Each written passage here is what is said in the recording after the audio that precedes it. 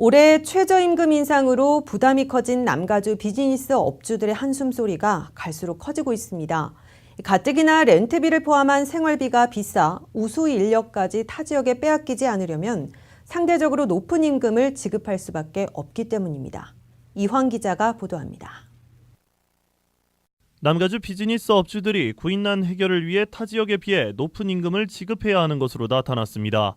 고용자 임금 인덱스에 따르면 남가주 고용주들은 지난 3년 동안 평균 9.9%의 임금을 인상해 전국 평균 7.3%를 2.6%포인트 웃돌았습니다. 올해 3분기만을 기준으로 해도 남가주 임금 상승폭은 2.8%로 전국 평균 2.6%를 넘어섰습니다. 전국 대도시만을 한정해 비교할 경우 마이애미, 시애틀, 워싱턴 DC에 이어 전국에서 네 번째로 높은 수치입니다. 단 같은 기간 전국 1위를 기록했던 지난해와 비교하면 임금 상승폭은 소폭 낮아졌습니다. 이처럼 남가주 고용주들이 타 지역에 비해 임금을 빨리 올리는 것은 인력 확보를 위해서라는 분석이 나왔습니다. 가뜩이나 렌트비를 포함한 각종 생활비가 비싼 상황에서 타 지역에 비해 임금까지 적을 경우 우수 인력을 고용하기 어렵기 때문입니다. 리버사이드 인근에서 공장을 운영하고 있는 한 업주는 애리조나나 네바다 그리고 텍사스 등 타주와의 경쟁은 물론 남가주 내 동종업계 사이에서 성행하고 있는 인력 빼가기를 막으려면 월급을 더 많이 주는 것 외에는 방법이 없다고 토로했습니다. 전체 인력을 줄이더라도 우수한 직원의 개인 월급은 올려주거나 상황에 따라 보너스나 다른 혜택을 더 주고 있다는 겁니다. 남가주 지역별로는 LA 카운티와 인랜드 엠파이어가 가장 높은 상승세를 기록했습니다. LA 카운티는 임금 상승폭 3.4%로 지난해 같은 기간보다 0.8% 증가하며 지난 2014년 이래 증가폭 기준 최고치를 달성했습니다. 경제 전문가들은 교통 체증이 늘고 물가 상승폭이 지난 6년 만에 최고치인 3.1%에 달한다는 것은 지역 경제가 호황을 누리고 있다는 반증이라고 설명했습니다. 남가주 경제 활성화의 유일한 걸림돌은 전국 최고 수준인 렌트비와 지역 정부에 잇따른 세금 인상이라는 지적입니다. RKTV 뉴스 이황입니다. 태평양은행 조혜영 행장이 올해 말 은퇴와 동시에 지주사 퍼시픽시티 파이낸셜콥과 은행의 이사로 등재됩니다. 태평양은행은 어제 조혜영 행장이 올해 말 은퇴와 동시에 내년부터 은행 이사로 합류한다고 밝혔습니다. 이에 따라 태평양은행의 창립 멤버인 조혜영 행장은 6년간 유지해온 행장직에서 내려와도 이사회의 일원으로 태평양은행과의 인연을 이어가게 됩니다. 태평양은행 이상영 이사장은 조혜영 행장은 은행 창립 멤버로 은행이 지금과 같이 성장하는 데 중추적인 역할을 했다며 앞으로 이사진에서 은행의 발전을 계속 돕게 될 것이라고 설명했습니다. 캘리포니아주의 별칭인 골든스테이트에서 골든이 더 이상 금이 아니라 노령층이나 황혼을 의미하는 골든으로 의미가 변할 수도 있을 것 같습니다. 비교적 젊은 주로 알려졌던 캘리포니아주가 역시 급속히 노령화가 진행되고 있는 것으로 나타났기 때문입니다. 조민정 기자입니다. 남가주 일대 인구 고령화의 가속도가 붙었습니다. 캘리포니아 스테이트 플랜 온 에이징에 따르면 오는 2030년까지 60살 이상 인구는 40% 급증하고 85살 이상 인구는 37% 치솟아 100만 명을 돌파할 전망입니다. 전문가들은 앞으로 10년 안에 60살 이상인 캘리포니아 주민이 1,110만 명에 달하며 30년 후에는 1,400만 명이 될 것이라고 내다봤습니다. 카운티별로 보면 LA의 경우 지난 2010년 당시 60살 이상 주민의 수가 91만 5,572명이었는데 오는 2030년에는 164만 7,708명으로 80%나 급증하게 됩니다.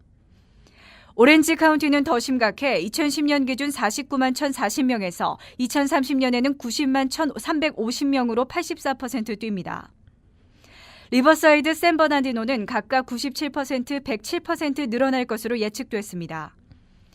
베이비붐 세대의 노화는 헬스케어는 물론 패션, 음식 사업에까지 다방면으로 영향을 줄 것으로 보입니다. 특히 캘리포니아주 정부는 연방정부의 시니어 보조금 삭감, 가파른 물가 상승, 연금 수급자 증가 등으로 위협받고 있습니다.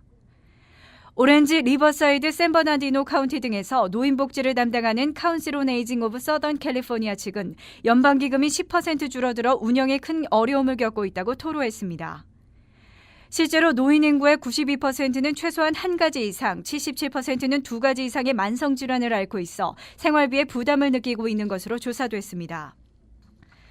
또 캘리포니아주 고령 인구 가운데 3분의 2 정도는 수입의 30% 이상을 하우징 비용으로 지출하고 있었습니다. RKTV 뉴스 조민정입니다. 오늘 새벽 남가주 일대 이슬비가 내린 가운데 맘모스 마운틴 일대에는 9인치에 달하는 눈이 내렸습니다. 또 최근 며칠간 이어진 겨울 폭풍으로 21에서 42피트의 눈이 쌓인 상태입니다. 지난 8월까지 장기 영업했던 맘모스 마운틴 리조트는 일주일 전부터 밀려드는 손님을 받고 있습니다. 빅베어 마운틴 리조트와 마운틴 하이 그리고 스노우밸리 스키장은 아직 정확한 오픈 일자를 밝히진 않았지만 추수감사절 연휴를 전후로 개장할 것으로 알려졌습니다. 세계적인 전기차 업체 테슬라가 첫 전기 트럭 테슬라 세미를 캘리포니아주 호손에서 공개했습니다. 이 테슬라 세미가 보여준 기존 트럭과의 큰 차이는 핸들과 운전자의 위치입니다.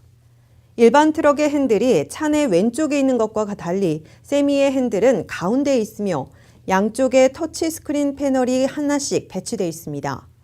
대형 디젤 엔진이 없기 때문에 운전석이 기존 트럭보다 앞쪽에 있으며 운전자가 더 넓은 공간을 가질 수 있습니다. 머스크 CEO는 세미가 30분 충전으로 400마일을 달릴 것이라며 한 번 충전한 뒤 주행거리가 200에서 300마일에 그칠 것이라는 일부 전망을 일축했습니다. 한 번 완전 충전하면 500마일을 운행할 수도 있다고 덧붙였습니다. 테슬라는 세미가 최소한 반자율 주행 능력을 갖출 것이라고 강조했습니다. 테슬라 세미는 모델 3의 전기 모터 4대를 탑재하고 보급형 세단 모델 3의 터치스크린 패널을 이용하는 등 기존 모델에도 일부 의존했습니다. 테슬라는 2008년 생산한 첫 모델인 로드스터 최신형도 함께 선보였습니다. 예고 없이 깜짝 등장한 로드스터 신형은 1.9초 만에 역대 전기차 최고 속도인 시속 60마일에 도달할 수 있으며 4초 내 시속 100마일까지 도달할 수 있습니다.